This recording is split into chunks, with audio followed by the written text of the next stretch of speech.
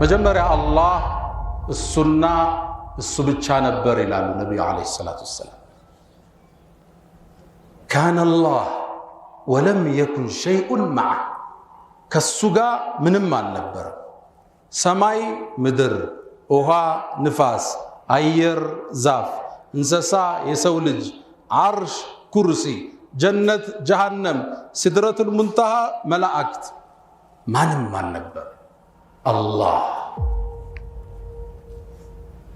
ከዛም አሉ ነብዩ ሰለላሁ ዐለይሂ ወሰለም መጀመሪያ ትልቁን ዓለም ዓርሽን ፈጠረ ይላል። ግዙፉን ዓለም ስፋቱን ውፍረቱን እሱ ብቻ የሚያውቀውን በቁጥር ሊለካ የማይችለውን ፍጥረት አላህ ፈጠረ።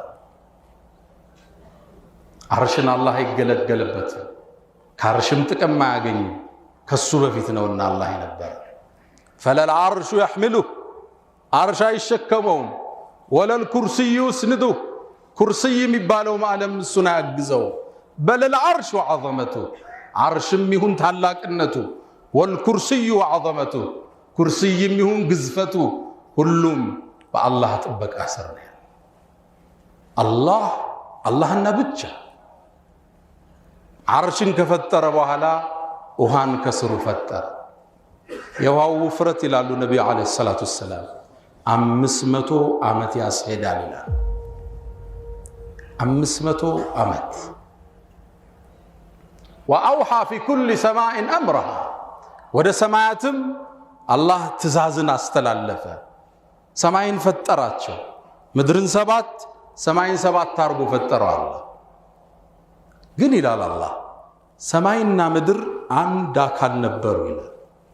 ከዛም ለያየናቸው ይላል። አወለም የረ الذين كفروا أن السماوات والأرض كانتا رتقا አንድ የነበሩና ففتقناهما የለያየናቸው መሆናቸውን አላዩም እንደ እነዛ ይካዱት ይላል አላህ። አንድ ነበር ሰማይም ምድርም፣ ከአንድ ነው አላህ የቀደደው የነጣጠላቸው። ስለ አላህ ስለ ትልቅነቱ ሲናገር ስለ ኃያልነቱ ሲያውጅ አለዚ ያ አላህ ማለት እሱ ነው። خلق 7 سماوات طباقا አንዱ በአንዱ ላይ የተነባበሩ ሲሆን የፈጠራቸው አላህ እሱ ነው። ما ترى في خلق الرحمن من تفاوت በአዛኙ ጌታ አፈጣጠር ክፍተትን አታይ። ተመልከት አማትር ينقلب إليك البصر خاسئا وهو حسير። ለዛነው ቁርአን ስንቀራ ቁል በል አዑዙ እጠበቃለሁ ቢረቢል ፈለቅ፣ ፈልቅቆ በሚያወጣው ጌታ እጠበቃለሁ። ከአንድ አካል ሰማይና ምድርን ፈልቅቆ የሚያወጣ። ይሄን አዲሱን ክስተት የዘመኑ ጥናት ያጠኑ ሳይንቲስቶች the big bang theory ይሉታል። የታላቁ ፍንዳታ ቲየሪ የሚሉት አላቸው። ጥናቱ የሚያሳያቸው ምንድነው? ሰማይና መሬት አንድ ሆና መሃላቸው በተፈጠረ ሙቀትና ፍሪክሽን ተነጣጠሉ ይላሉ። ሄደው ትንሽ ጭላንጭሉ ላይ ደረሱ። እኛ ቁርአን ድሮ ነግሮናል። አወለም የረ الذين كفروا እነዛ ካዲያን አልሰሙም አላወቁም እንዴ? አነ السماوات والأرض ሰማይና ምድር ካነታ ረትቀን አንድ የነበሩና ፈፈተቅናሁማ የለያየናቸው መሆናቸውን አላወቁም እንዴ ይላል። ፍጥረተ ዓለሙ ጅማር ዓርሽ የሚባለው ግዙፍ ዓለም አላህ በእጁ ከፈጠረው ፍጥረት ውስጥ እሱ ነው። ሌላኛው አደም ነው። ሌላኛው ጀነቱ አድን ነው። አራተኛው ቀለም አላህ በእጁ የፈጠራቸው ናቸው። ሌላውን ግን ሁን አለው ሆነ አላህ። ዓርሽን ነቢዩ አለይሂ ሰላቱ ወሰላም አንድ ሰሃቦቹ ጋር ቆመው ወደ ደመና ተመለከቱ። ይህን ደመና ምንድነው የምትሉት አሏቸው። በአረበኛ ቃል ነገሯቸው። ከዛም ወደ ሰማይ አማተሩና ከምድር ወደ ሰማይ ምን ያህል ይርቃል አሏቸው። አናቅም አሉ ሰሃቦቹ። ነቢዩ አለይሂ ሰላቱ ወሰላም 500 ዓመት ያስሄዳል። ይሄው የምናየው ፕላኔት የሚባሉት ዩኒቨርስ የሚባለው ምናምን የሚባለው ከአንደኛው ሰማይ ስር ያለ አንዱ ሰማይ ሌላውን እንዲያቅፎታል፣ ሁለተኛው ሰማይ ሌላውን አዝሎታል፣ ሶስተኛው ሌላውን ያጥረዋል፣ አራተኛው ያጥረዋል እስከ 7 ድረስ ልክ እንቁላል ከውስጡ ያለውን ቅርፊቱ እንደሚይዘው አንዱ አንዱን ጠበቅ ተነባብሮ ነው የተቀመጡት። ከ7ቱ ሰማይ በላይ ኩርሲይ የሚባል ዓለም አለ። ግዙፍ ነው እሱ። ነብዩ አለይሂ ሰላቱ ወሰለም ስለዚህ ግዙፍ ዓለም ሲናገሩ አንዱ ሰማይ 500 ዓመት ያሰዳል አሉ ውፍረቱ። ከአንዱና ከሁለተኛው መሃል ሌላ 500 ዓመት ክፍት አየር አለ። 7ቱ እንዲነባበሯቸውና መሰማዋቱ ሰብዓን 7ቱ ሰማይ ወስዳችሁ ኩርሲይ የሚባለው ዓለም ላይ ብትጥሉት በረሃ ላይ እንደወደቀ ቀለበት ማለት ነው።